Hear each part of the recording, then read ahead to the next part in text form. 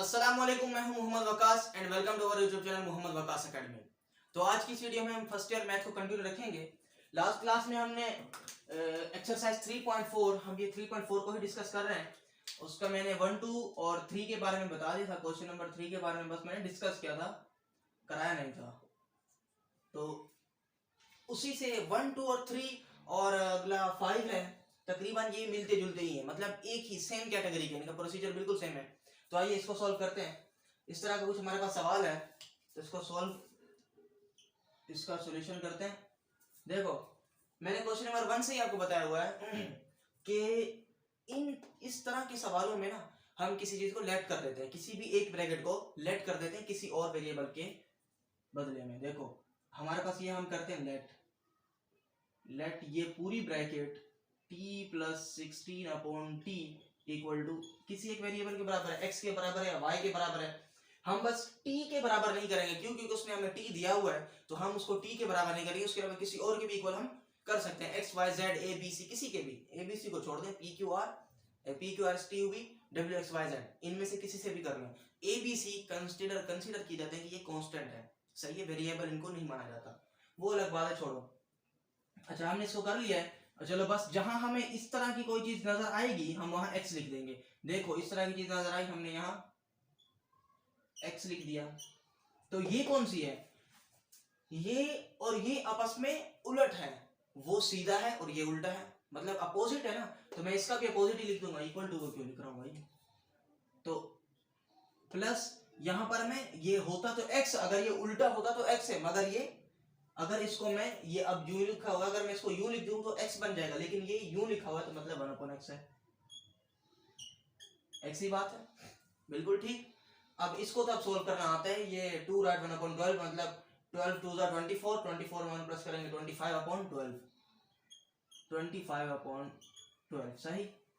अब यहां से सिंपल ही एलसीएम करेंगे, x² plus 1/x equal to 25/12।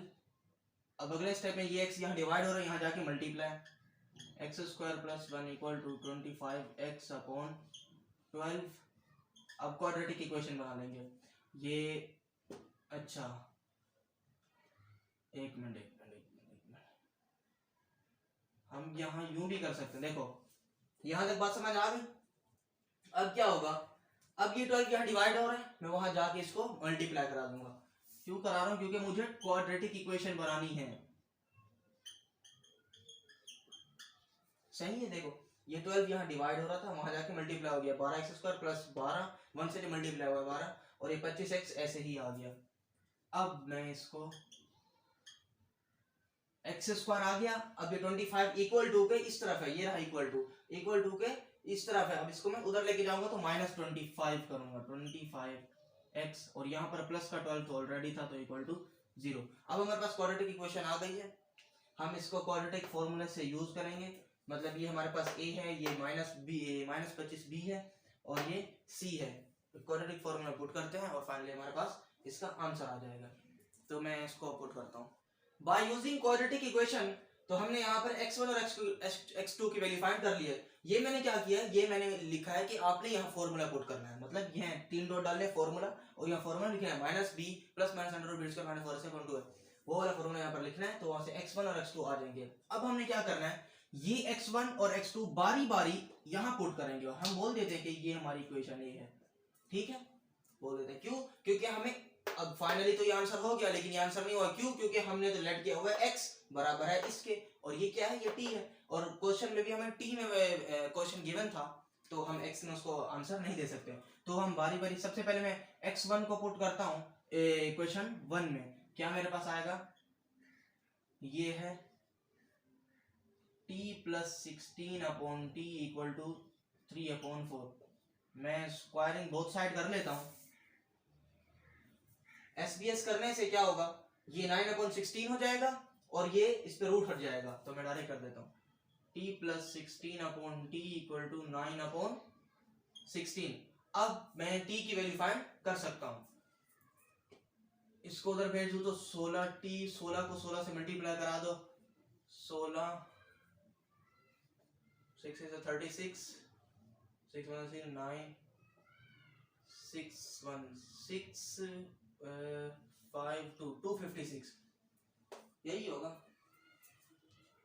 16t plus 256 equal to 90। सही। अब क्या होगा, अब ये माइनस इधर आके माइनस हो जाएगा, क्यों? क्योंकि ये छोटा है तो ये इस तरफ आएगा। 16t माइनस 9t प्लस का 256 इक्वल टू 0। 16 में से 9 जाएंगे तो 5। हाँ भाई ऐसे ही है। 5t प्लस से उधर भेज दूंगा, माइनस हो जाएगा। सही है। इक्वल टू माइनस 256 और t equal to minus 256 upon 5। अब इसको सॉल्व अगर करो 256 अपॉन 5 माइनस में ही आएगा।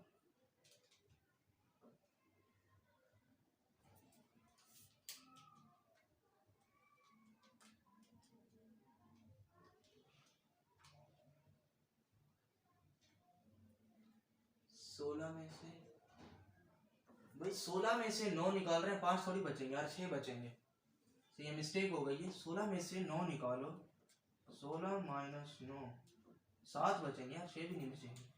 तो यहाँ पर 5t नहीं 7t आएगा। सही है। और यहाँ पर भी 7 ही जाएगा।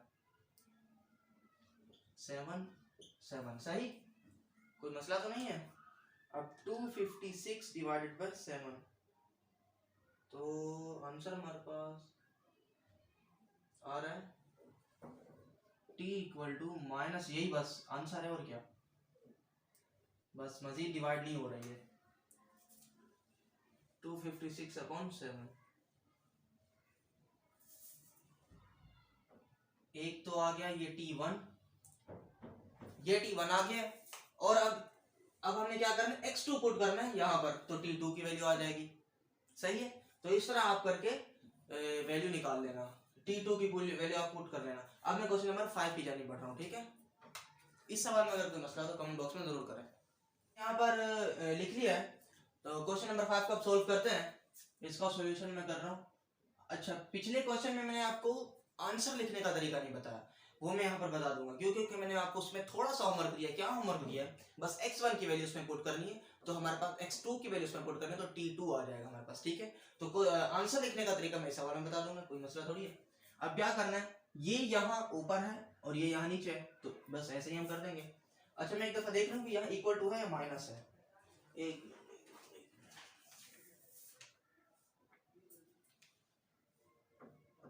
हाँ 4 माइनस, अच्छा अच्छा अच्छा अच्छा, थोड़ा सा मसला ये है कि ये जो 5 है ना, ये ऊपर नहीं है, ये 5 यहाँ है। 5 माइनस 4, 5 माइनस ये पूरी ब्रैकेट है। ठीक है। हाँ भाई सही है, शुक्र है कि देख लिया, वरना गड़बड़ी हो जाती, तो दिमाग मौके पे चल गया। अच्छा, तो देखो अब इसको हमने सॉल्व करना है।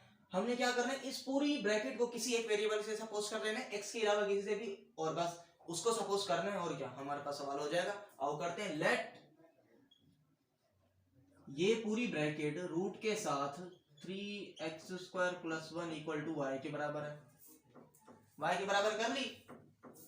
तो चलो मैं ऐसे ही कर लेता हूं, तो मसला थोड़ी। अगर मैं इसके स्क्वायरिंग करूं तो क्या हो जाएगा, 3x² + 1 = y² हो जाएगा ना। ये लिख लेना यार, लिख लेना आप, SBS आपने लिखना है, जरूर लिखना है SBS। ये हो गया, बस इसको आपने याद रख लो, जहन में रख लो, बस कर लेना इसको ऐसे। सही है।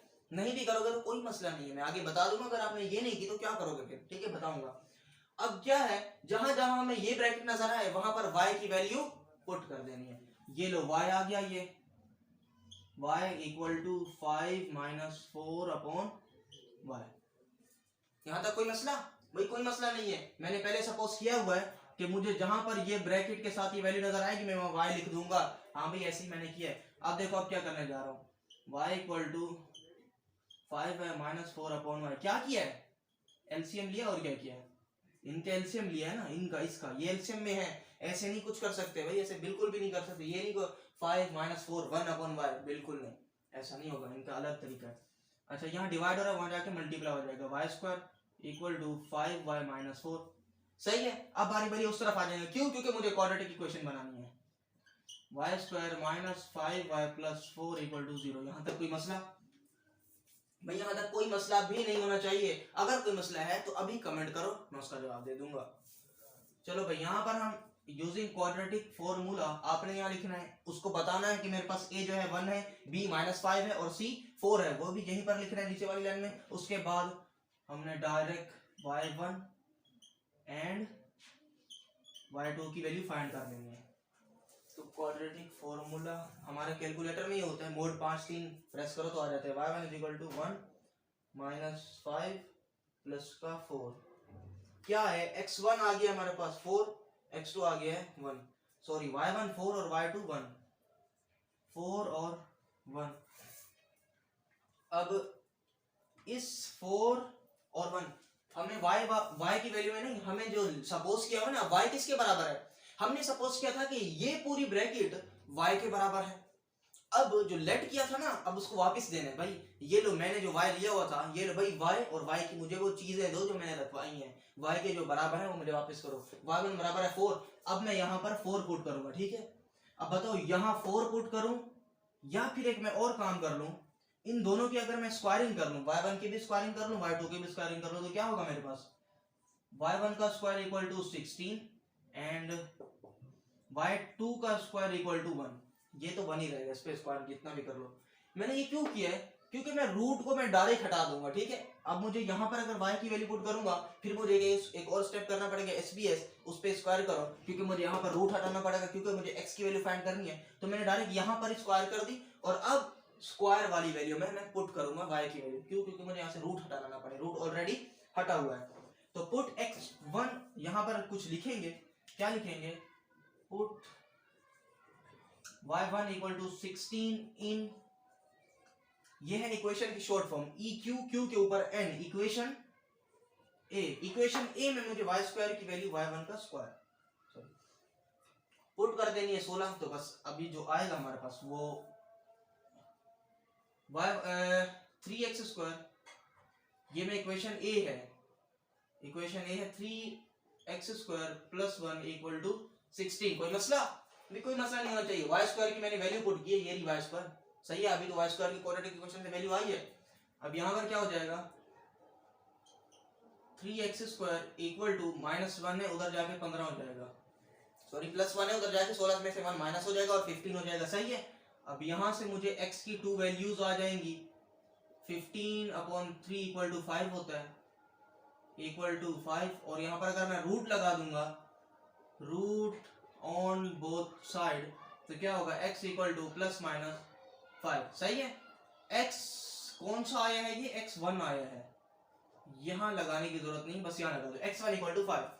अब y2 वही मैं वर्डिंग लिखूंगा, पुट y2 का स्क्वायर = 1 इन इक्वेशन A। इस इक्वेशन A में अब मैंने y2 की वैल्यू पुट करनी है, क्योंकि मैंने y2 वैल्यू 2 दफा निकाली थी। अब वही equation A implies that, equation A को मैं अब पुट करूंगा, y की जगह क्या लिखूंगा, y2 की वैल्यू, y2 की वैल्यू क्या है मेरे पास, 1 है, ठीक है। अब मैं इसकी बात कर रहा हूँ, ये लो 1 आ गया। अगले स्टेप में क्या हो जाएगा, =1 - 1, ये क्या हो गया, ये भाई ये देखो, ये हुआ ज्यादा कुछ नहीं है, ये प्लस का 1 था, इसको मैंने उधर भेज दिया, माइनस का 1 हो गया, ठीक है। अब 3x² = 0, 1 - 1 0, ठीक है। अब देखो x² = 0/3, और 0/3 0 ही होता है, x² = 0। अब मैंने यहाँ पर स्क्वायर क्यों नहीं लिखा, ये लगा लिख देता हूँ। अगले स्टेप में x = 0, अब मैंने रूट बोथ साइड पे लगा दिया, रूट लगाएंगे तो 0 का रूट 0 ही होता है, और x की वैल्यू मेरे पास आ गई। अब मैंने आंसर किस तरह लिखा है, मैं आंसर यहाँ लिख रहा हूँ। आंसर इसका आएगा कि x बराबर है, वेरिएबल में था ना, x वेरिएबल था ना, तो x बराबर है, यहाँ पर मेरे पास x1 क्या आया है, ये इसको पहले लिख दो, इसको पहले लिख दो, कोई मसला नहीं, 0 ± 5, देखो भाई इस तरह हम लिख सकते हैं, ठीक है। और ये हमारा आंसर है, कोई मसला है यहाँ पर, या फिर आप लिख दो +-5, क्योंकि 2 हमारे पास आंसर आए ना, असल में तो आंसर 4 आते हैं और आगे 4 आंसर ही आएंगे, क्यों, क्योंकि अगर यहाँ पर 0 ना होता, फर्ज करो 1 हो जाता, तो मैं 1/3 आता मेरे पास आंसर, 0 ना होता तो 1 आता, 1/3 आता, और 1/3 का मैं रूट जब लेता तो ±1/√3 आता, तो मेरे पास टोटल 4 आंसर आ जाते, तो मैं कुछ इस तरह करके लिखता। सही है, तो यहाँ तक था हमारा क्वेश्चन नंबर 5 कंप्लीट हो गया। अगर इसमें आपको कोई मसला है, कोई अगर सवाल पूछना है तो कमेंट बॉक्स में जरूर करें, मैं उसका भरपूर जवाब देने की कोशिश करूंगा। और अभी मिलेंगे हम नेक्स्ट वीडियो में, तब तक अपना ख्याल रखिएगा। अल्लाह।